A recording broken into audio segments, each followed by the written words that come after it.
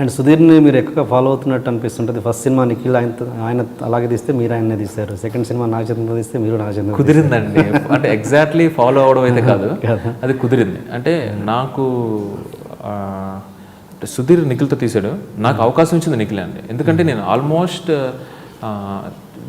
ఈ కార్తికేయ స్టోరీ నిఖిల్ కాకుండా, అంటే నిఖిల్కి వేరే స్టోరీ అనుకున్నాను, అది అటు ఇటు అవుతున్న టైంలో కార్తికేయ డెవలప్ అయిందండి. కార్తికేయ డెవలప్ అయిన తర్వాత నిఖిల్ కన్నా ముందు నేను ఒక 4-5 హీరోస్ చెప్పానండి, చాలా గట్టిగా చెప్పాను.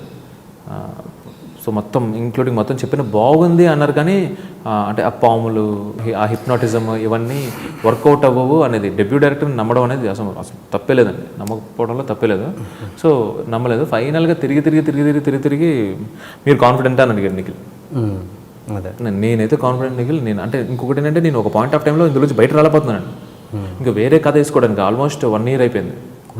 అంటే ఇంతకు మించి ఇంకా స్టోరీ రాదు, ఇది రిస్క్ అంటారు, నేనంటే ఇది సేఫ్ అంటానండి మీకు.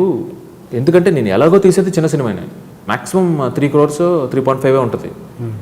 ఇంత ఇన్ఫర్మేషన్ చెప్తున్నాం కదా, at least I can hold audience, ఏదో ఒకటి కొత్తదన్నా చెప్తున్నాం, పేరున్న వస్తుంది అనేది నా కాన్ఫిడెన్స్ అండి. అసలు ఫస్ట్ సినిమా ఇది వద్దు అని.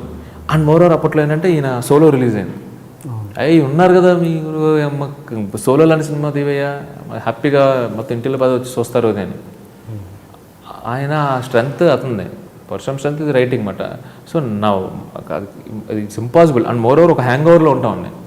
సో ఫైనల్లీ నిఖిలే పిలిచి, కాన్ఫిడెన్స్ అయితే చెప్పండి బ్రో, నేను స్టోరీ కూడా విన్నానని కాదని చెప్పి ఆ తర్వాత మళ్ళీ ప్రొడ్యూసర్స్ 15 మంది ప్రొడ్యూసర్స్ కానీ, వెల్ నోన్ ప్రొడ్యూసర్స్ కానీ, వెల్ ఎస్టాబ్లిష్డ్ ప్రొడ్యూసర్స్ కానీ, మొత్తం కలిపి 15 మంది ప్రొడ్యూసర్స్ చెప్పేవాడు.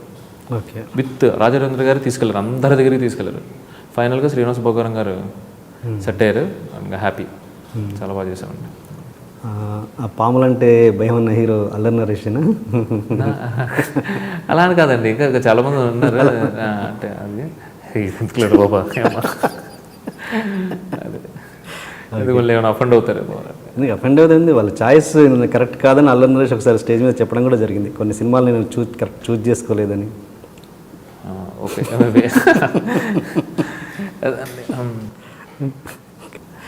సరే, ఓకే. కార్తికేయ సినిమా ప్రొడక్షన్ సంబంధించి చెప్పండి. ఆ సినిమా సందర్భంలో మీరు ప్రొడక్షన్ తరపున చాలా కొన్ని కష్టాలు, కొన్ని స్ట్రెయిన్ అయ్యారని, ఎలాంటివి అది? అంటే సరే ఇనీషియల్గా చెప్పుకోవాలి అంటే స్వామిరారా తర్వాత కూడా ఆల్మోస్ట్ ఒక 15-20 days ఇట్టుకోండి. ఎందుకంటే ఒక హిట్లో ఉన్న హీరోని పట్మని గ్రాప్ చేయడానికి ట్రై చేస్తారండి ఇమీడియట్గా. అయినా కూడా మేబీ ఈ సబ్జెక్ట్ వల్ల ఏమో, కానీ అంటే నేను ఎలా హ్యాండిల్ చేస్తాననే డౌట్ మీద ఏమో కొంచెం ఆ తర్వాత కూడా ఒక 3-4 ప్రొడ్యూసర్స్ని కలవటం జరిగిందండి. వన్ ఫైన్ డే నాకు రాజ్ వర్మ అనే ఒక ఫ్రెండ్ శ్రీనివాస్ భోగారం గారిని కల్పించారు.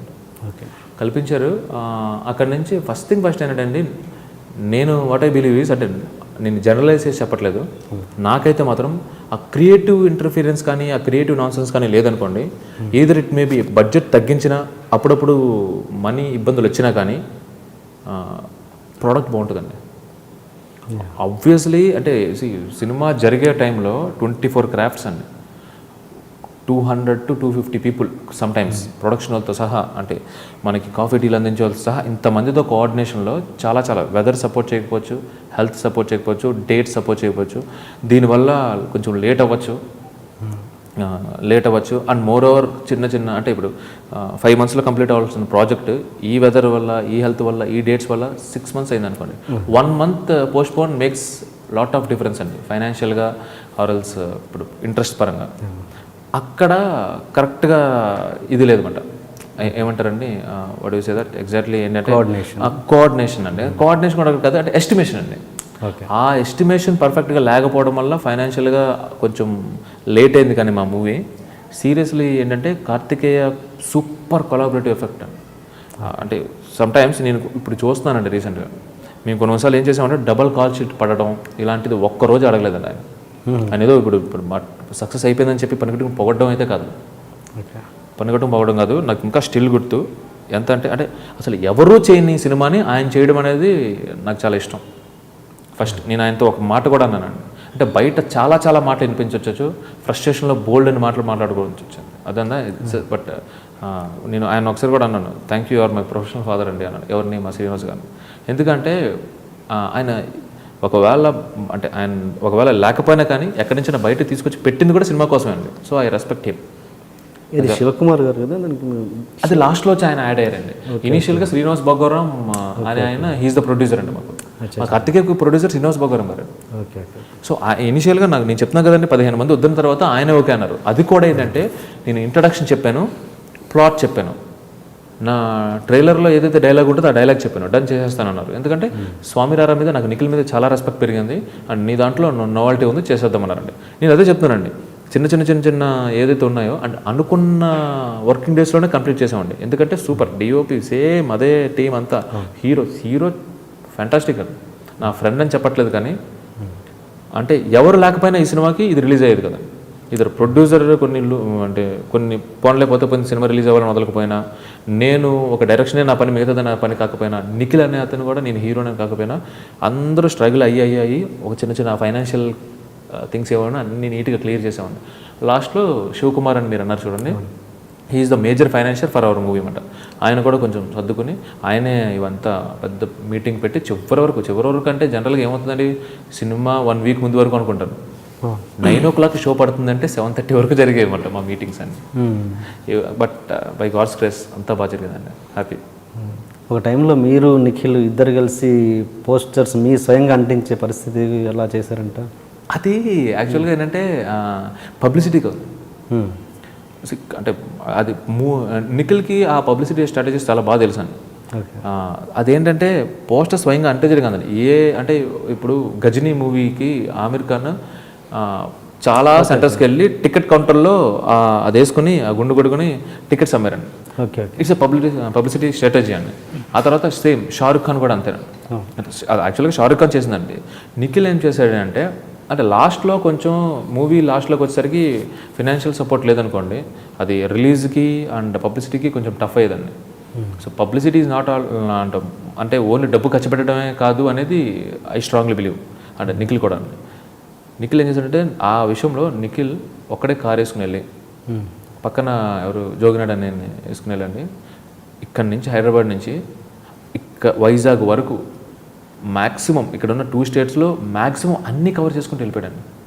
2 days సెల్ఫ్ డ్రైవింగ్ వెళ్ళి మేజర్ సిటీస్, ఇప్పుడు ఏలూరు, తణుకు, రాజమండ్రి, కాకినాడ, వైజాగ్, ఇక్కడ కరీంనగర్ ఏదైతే ఉన్నాయో ప్రతి సెంటర్కి ఎక్కడ రిలీజ్ అవుతుంది మా థియేటర్లో అనేది 1 వీక్ ముందు తెలిసిపోతుంది కదండి. ఆ థియేటర్ దగ్గరికి వెళ్ళి పోస్టర్ అంటించడండి.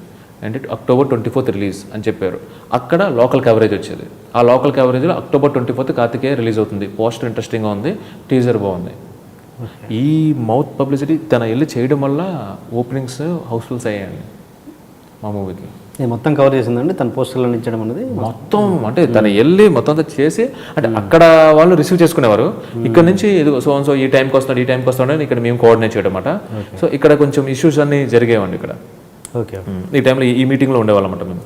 వర్క్ అయితే అయిపోయిందండి, సాలిడ్గా అయిపోయింది. ఒక్క టెక్నీషియన్ కూడా ఆపడం కానీ ఇది కానీ ఏం లేదు, అందరూ కంప్లీట్ చేసి పెట్టుకున్నారు. ల్యాబ్ నుంచి అక్కడి నుంచి ఆ క్లియరెన్స్ ఉంటాయి కదండి, అవి ఒక్కటే ఆగేవండి. సో బయట అనుకునే అంత ఏది ప్రొడక్షన్ అసలు అది ఏది లేదండి.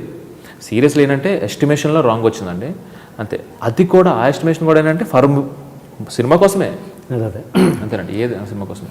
మరి శివకుమార్ గారు ఎందుకు లాస్ట్ జాయిన్ అవ్వాల్సి వచ్చింది? శివకుమార్ గారు ఇది 1 of the ఫైనాన్షియర్ అండి. ఈ మూవీ స్టార్ట్ చేసిన తర్వాత ఆయన దగ్గర ఫైనాన్స్ తీసుకున్నారు శ్రీనివాస్ గారు. సో ఆయన మేజర్ షేర్ ఫైనాన్షియర్.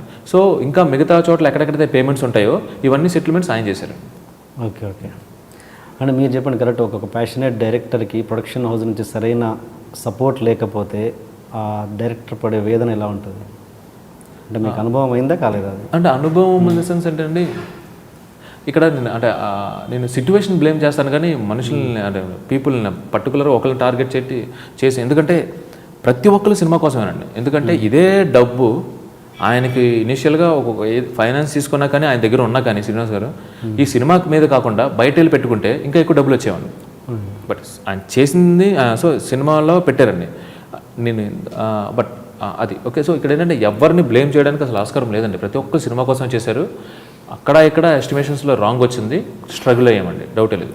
అండ్ మీరన్నది ప్రొడక్షన్ హౌస్ నుంచి సపోర్ట్ ఉంటేనే సినిమా బాగుంటుందండి. ఇప్పుడు నేను కార్తికేయ తీసేటప్పుడు కొన్నిసార్లు 6 o'clock కాల్ షీట్ అయిపోతుందండి. ఇంకొక 1 hour కావాలి. గ్రేస్ ఇంకొక హాఫ్ అన్ అవర్ ఇస్తారు బేసిక్గా మన టర్మ్స్ ప్రకారం. కొన్నిసార్లు 8 అయిందండి, మాది 8 అయింది అంతే. 8 అంటే అటు ఇటు కంటే డబల్ కాల్ షీట్ పడుతుంది. ఓకేనండి, 100 rupees పే చేయాల్సిన చోట 150 rupees అంత పే చేయాలి. జనరల్గా ఏమంటారంటే ఇంకేమైనా ఉంటే అంటే 2 వరకు చేసుకోవచ్చు, మనం ఆస్కారం ఉంది. ఆయన సెట్స్లో ఉన్నాడు, సార్ అయిపోయిందండి అన్న, అయిపోతే వదిలేండి. ఇంకా అలా అని మన దగ్గర లేని అది ఆ సపోర్ట్ ఉందండి సీరియస్లీ ఇనీషియల్గా. ఆ తర్వాత సిచ్యువేషన్స్ అనేవి కొంచెం టఫ్ అయిపోయిందండి. అంటే మాకు వాట్ యు సే దట్, అంటే ఎస్టిమేటెడ్ టైంలో డబ్బులు వస్తాయి ఈ టైం అని ఒకటి ఎక్స్పెక్ట్ చేస్తాం, ఈ టైంలో ఇంత డబ్బులు వస్తాయి, సో అన్నీ రెడీ చేసుకుంటాం. ఆ టైంలో అది రాలేదనుకోండి, ఇంకా అన్నీ బ్యాలెన్స్డ్గా ఉండవండి. ఇప్పుడు ఎలా ఉంది మీకు కార్తికేయ ప్రొడ్యూసర్స్తో రిలేషన్? నాకు ఎప్పుడు బాగానే ఉంటుందండి, అందులో డౌటే లేదు అసలు. అంటే మీరు సడన్గా కూడా కాల్ చేసి ఆయనతో మాట్లాడచ్చు.